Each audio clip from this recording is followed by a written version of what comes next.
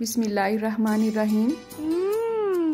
Tasty. जी हाँ, सरसों का साग हो और मक्की की रोटी, ये तो सबको ही टेस्टी लगती है, लेकिन इसका टेस्ट उस वक्त बिल्कुल भी नहीं आता है जब साग को सही तरह से तड़का ना लगाओ। आपके पास भी अक्सर गांव से साग का गिफ्ट आता होगा, लेकिन उसको तड़का नहीं लगा होता है, या फिर आप बाजार से बंद केन लाते हैं अगर साग की, तो उसको भी तड़का घर पे ही लगाना पड़ता है।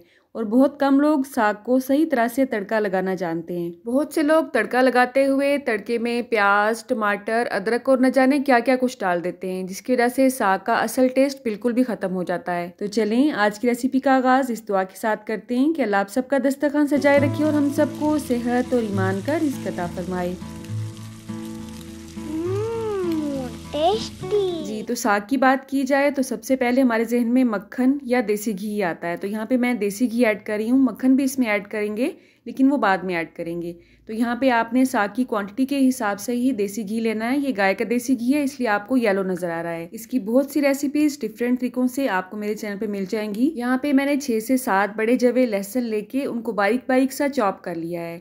आपने इसी तरह इसे चॉप करना है, मैश नहीं करना है, उसका टेस्ट अलग आता है। ठीक है, जैसे ही घी हमारा गर्म होगा इसमें हम लहसुन को ऐड कर देंगे। अब यहाँ पे आप चाहते तो प्याज भी ऐड कर सकते थे, लेकिन साग को जब पकाया जाता है तो उसमें टमाटर, प्याज और अदरक ऑलरेडी ऐड होती है। तो आप इसमें जस्ट लहसुन का अगर तड़का लगाएंगे और चंद मज़ीद चीज़ें ऐड करेंगे तो इसका टेस्ट बहुत ही डिफरेंट मिलेगा आपको। और तड़के में प्याज आप जितने मर्जी ब्राउन कर लें वो आपको साग में नज़र आते हैं। जो लहसुन है ये मिक्स हो जाता है, ये आपको तड़के में बाद में नज़र नहीं आता है। तो जस्ट यहाँ पे हमने इसको लाइट ब्राउन करना है।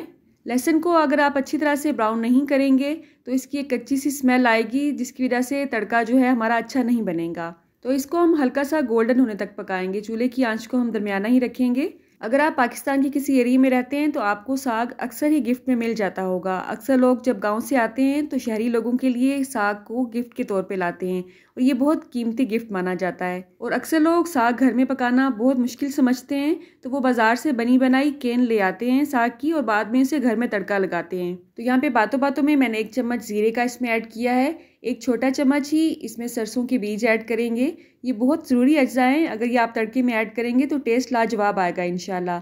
3 से 4 अदद यहाँ पे मैंने गोल वाली सुरख मिर्च ऐड की है। स्पाइसेस आप अपने हिसाब से कम ज़्यादा कर सकते हैं, क्योंकि मेरे घर में बच्चे हैं और ज़्यादा स्पाइस पसंद नहीं करते हैं, इसलिए मैंने मिर्च थोड़ी सी कम ही रखी है इसमें। अब यहाँ पे मेरे पास फ्रीज़ किया हुआ साग है, जो कि मैंने 3 से 4 घंटे पहले फ्रीज़र से निकाल लिया था। अब यहाँ पे आपको ये जमा हुआ नज़र आ रहा है, लेकिन ये अच्छी तरह से मेल्ट हो चुका है। जस्ट इसमें चम्मच हिलाने की देर है और ये अच्छी तरह से सारे का सारा कढ़ाई में बिखर जाएगा। ये देखें इस तरह से। अब आपने ये नहीं समझना है कि तड़का हमारा लग गया है साग को। असल पॉइंट तो अब शुरू होगा असल में। अगर आपके साग की क्वांटिटी इतनी ही है जितनी की मेरी है, तो तकरीबन आपको 20 से 25 मिनट लगेंगे साग को अच्छी तरह से तड़का लगाने में। इसे हमने बहुत अच्छी तरह से पकाना है। 5 से 10 मिनट बहुत कम होंगे।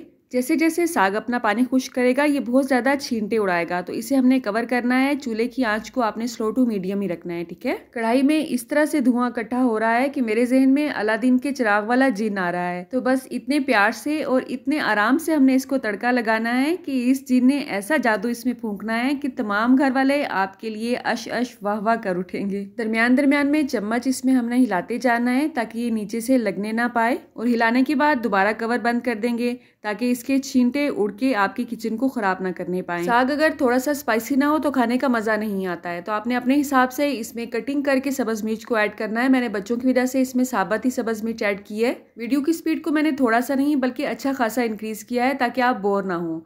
अब जब तक साग में मक्खन ना ऐड किया जाए तो साग का बिल्कुल मज़ा नहीं आता है। चूल्हे की आंच को इंतहाई स्लो कर देंगे क्योंकि साग का पानी मुकम्मल तौर पे खुश्क हो चुका है। अब इसे हमने कवर करके जस्ट इतना ही पकाना है कि मक्खन अच्छी तरह से मेल्ट हो जाए।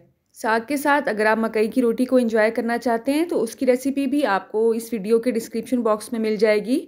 बहुत ही आसान तरीके से आप मक्की की रोटी को घर पे ही बना सकते हैं। बहुत से लोग मकई की रोटी बनाते हुए गंदम का आटा और मकई का आटा मिक्स करते हैं और फिर रोटी बनाते हैं, लेकिन जो रेसिपी मैंने आपसे कुछ साल पहले शेयर की है उसमें जस्ट मकई के आटे से ही मैंने आपको रोटी बनाना सिखाया है। तो आप देख सकते हैं साग में बहुत ही क्रीमी और बहुत ही खूबसूरत लुक आई है अल्हम्दुलिल्लाह। साग को जब सर्व करना है तो भी हमने इस पे मक्खन का पेड़ा रखना है, क्योंकि इसके बगैर तो साग खाने का मज़ा ही नहीं आता है। रेसिपीज़ के अलावा अगर आप रेमेडीज़ देखने में भी इंटरेस्टेड हैं, खासकर कोलेस्ट्रॉल कंट्रोल करने के लिए और वेट लॉस करने के लिए, बहुत सी रेसिपीज़ बहुत सी रेमेडीज़ आपको मेरे चैनल पे मिल जाएंगी। अल्लाह आप सबका दस्तरखान सजाए रखे और हम सबको सेहत और ईमान का रिज़्क अता फरमाए। अल्लाह हम सब के रिज़्क में कसरत से ज़्यादा बरकत और आसानी अता फरमाए। रुके रुके सुने, जाने से पहले वीडियो को लाइक कर दें, अच्छी लगी तो शेयर कर दें और सब्सक्राइब करने के बाद बेल का आइकन भी ज़रूर प्रेस करें। जज़ाकल्लाह। मेरी नेक्स्ट वीडियो तक अल्लाह हाफ़िज़।